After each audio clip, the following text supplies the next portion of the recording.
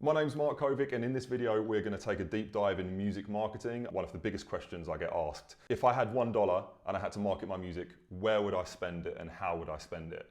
We're going to go through real world budgets and real world results, and I'm going to share everything that I've learned in the last couple of years. So when it comes to music marketing, it's really difficult to reconcile the budget we spend on adverts and how that actually affects streaming. The reason why is because we don't have pure transparency from Spotify about the actions that are happening on our profiles based on the adverts that we're running. The example that I want to show you is for a song of mine called Playing with Fire. And the good part about this is, being an artist and also an online marketer, I get to give you the full transparent breakdown of what's happening on both sides. Today, we're going to look at what money I spent on ads, what the technique behind those ads were, what was the strategy on how to deploy them, and I'm also going to give you the actual real world results that money actually generated. This specific song didn't get any editorial playlists. It hasn't done particularly well on its release. It kind of went out there, kind of died a bit of a death, and it was online ads that really turned the tide. And I want to start by showing you the first graph of the first month of release. So this is my song. You can see that we released it in October of 2021, and it didn't really do great. This is classic. It's definitely a common problem that I find when we're releasing music. We're always trying to give our distributors tons of time to try and get pitched for all of the big playlists. It's very rare due to the amount of competition that's happening right now. I think there's, tens of thousands of songs being released every week. So the idea that we're all going to get a shot at these big playlists is becoming, slimmer and slimmer. So this is something that I know a lot of you have seen. You release your song, you have a little bit of a spike on the first day of release, and then it just starts to kind of decline unless there's some bigger supporting campaign around it. So what happens in this situation, and how do we start to market music in an effective way? A lot of people are always trying to game the algorithm, and they're trying to find various exploits, whether it's in YouTube, Apple Music, Spotify, to try and give their music a leg up. But in all of the time that I've been doing this, I have to say that we have to stop the process of thinking that we're going to game or outsmart teams of the world's best developers when it comes to, exploiting their platforms. And what we have to do instead is we have to base an online strategy around what their likely business model is. So the way I like to think about this is Spotify is going to work really well when it can put the right music, good music, in front of the right listeners who engage with it a lot. If Spotify can do a good job at that, then they're likely to sell more subscriptions and their platform is going to be used more and people are going to have a better experience in the app. So how do we feed that information in? We're going to do this by finding the highest affinity audience for a particular song, and we're going to do our best to reach them and pull them into Spotify. And a common mistake that I find is just by running traffic campaigns. Very commonly, people jump into Ads Manager, they build traffic campaigns to try and get as many people out there in the world to click through to their Spotify profile. Now, why is this such a downfall? It's a downfall because traffic campaigns simply optimize for putting an advert in front of the people most likely to click a link. Now, we're living in a world with robotic users, bot farms and stream farms out there in the world. And if we're not careful, ads can optimize to do what they've been asked to do, which is get you the cheapest clicks, the most amount of clicks for the smallest amount of budget.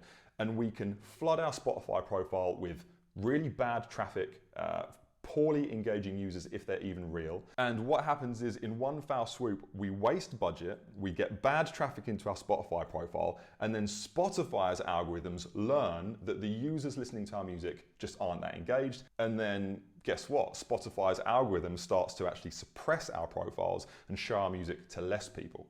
So how do we get around that? Well, there's a lot of technology out there when it comes to tracking users properly. You might be aware of Pixels. If you haven't, definitely go and jump on Google. And especially recently, the Conversions API from platforms like Meta really start to allow us to track user behavior really well, as long as we own the website that those users are on. So I don't want to go down the rabbit hole too much, but one thing I do want to say is we need to get our tracking infrastructure as tight as possible so we can actually see users who hit our landing pages and actually go and click out to YouTube or Spotify or Apple. If we can track that event properly using Conversions API or Pixels, then what we can do is we can build conversion campaigns that optimize for that specific behavior. This is really the big takeaway from this video. We can do much better when it comes to marketing our music than just running traffic campaigns. They can do a lot of damage, and it's not obvious how bad it can be until we've spent thousands and we're down the line with a suppressed profile. Learning how to use conversion campaigns optimized for a specific user behavior, i.e. clicking outbound to Spotify, it's that optimization we want to focus on when it comes to the strategy of these campaigns. And I'm going to show you exactly what that looks like in a minute. So as you can see on my screen, this song has been released. There's no playlist action. There's nothing really happening. And as we come into December 2021, I start to implement some online ads. Now, what do those online ads look like? Well, they look like this. This is a conversion campaign. And what I've done is I have made a conversion campaign which is optimized for the result of clicking on a link tree out to a DSP, a digital service provider like Spotify. And you can see that I've broken these down by different areas around the world, because I don't necessarily want to have all of my budget optimizing to the cheapest auction area. I want to spread it evenly out amongst different nations. So this conversion campaign is quite simple. This is a collection of all of my music videos, and I allow all of those different pieces of content to compete against each other for the one that is most likely to give the result of clicking to a digital service provider. And to give you a very basic overview of what the content looks like, it's fairly simple. It looks like this. It's just a music video with a part of a song, and I let the Facebook algorithms do their thing when it comes to placing the adverts. I don't try to target by interests. I don't try to guess demographics. I let the algorithmic power of these ads platforms do all the heavy lifting for me. So I'm just going to trust that these very, very intelligent bits of software are going to learn the behaviors and then put these adverts in front of the best people who happen to like this song in a particular country and give the result that I'm after. So it's actually really simplifying the strategy of what we're doing. And of course, again, I sound like a broken record, but the most important thing is making a conversion campaign that is optimized for the specific task of clicking that link and then going to a DSP. So taking a look at my next graph, you can see the increase in activity from December onwards. And this is where I put Playing with Fire in a user-generated playlist as the first track, and I put all of these adverts driving towards that playlist. Very important why I've done that, because if we're driving users to a playlist, they're more likely to listen to many, many more songs as opposed to just driving them to a single. So I found in my experience, dollar for dollar, you're going to be getting more bang for your buck if you drive people to a user-generated playlist. It definitely seems to work to get you more streams across the catalog. So now I want to show you the exact budget that was deployed and the exact results that were taken over the last 6 months. So if I bring up Spotify for Artists Live right now, you can clearly see this night and day difference from December 2021 down here, when we started actually spending money on these campaigns. The results speak for themselves. This isn't, some game-changing worldwide hit. But the fact that we had a song that was released kind of was dying a death, and to see this being turned around now and seeing not only a clear linear increase in streaming per day, but also seeing these kind of big peaks which are algorithmically induced, kind of high listenership days by Spotify. Now, here's my theory.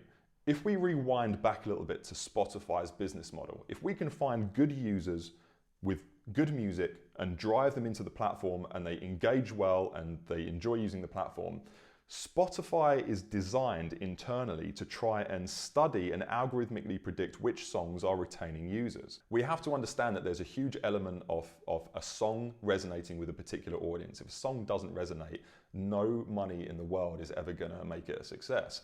But if we do have a song that resonates with an audience, then what Spotify is going to do here is it's actually going to boost it for us. And it's also quite hard to know just how far this goes. I'm going to keep you posted as this series develops, but this is growing at a really, really good rate. And as you can see, 64% of these streams are actually being driven by Spotify's algorithms. So I'm sure a question on a lot of people's minds when they're watching this is, how much does all of this cost? One thing I have to be very, very clear on, if your game is to try and profit through master exploitation in Spotify, if you want to spend, basically $1 on marketing to earn over $1 in master income from Spotify, you're probably barking up the wrong tree. I haven't seen it done yet. I've done this for a long time, and don't get me wrong, some songs can really get off to a jump start by doing online marketing, but you have to have a great song and it has to really catch fire to do anything in a big way. But in the name of transparency, I want to show you the chart of this campaign, and it looks a little something like this. So this is a £5,000 spend from December up until where we are today. And you can actually see a couple of really interesting trends here, and I want to unpack them. So we can see around about 10,000 content views. Now these are pixel tracked users that we know have gone out to a DSP, and we've tracked them because our infrastructure is in place. This is using the Conversions API, and this is using pixel tracking. It's definitely something to understand if you're going to start marketing music. Don't spend a penny until those tracking parameters are actually in place and they're working. And I do also want to show you this, which is the cost on average of someone going to view the content.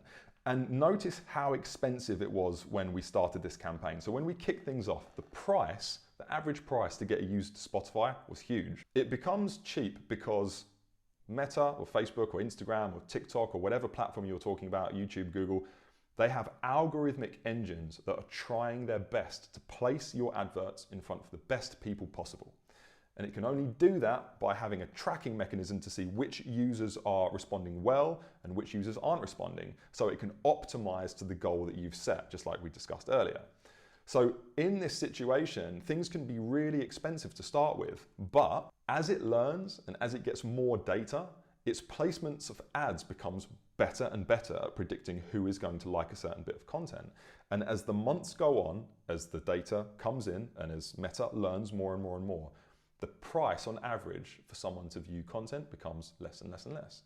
So we start here over £2 per view, and then where we are now, we're kind of bubbling on around, or what is this, sort of 30, 29, 25 cents, or pence, sorry.